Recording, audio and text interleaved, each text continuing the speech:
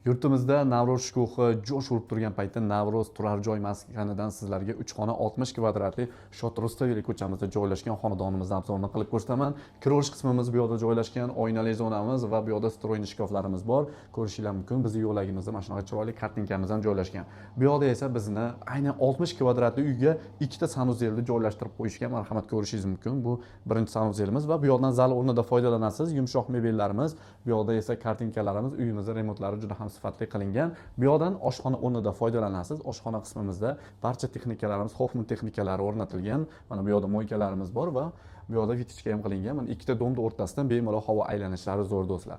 Bu yoqda mana Samsung televizorlarimiz, komodlari, konditsionerlarimiz, hamma narsamiz bor.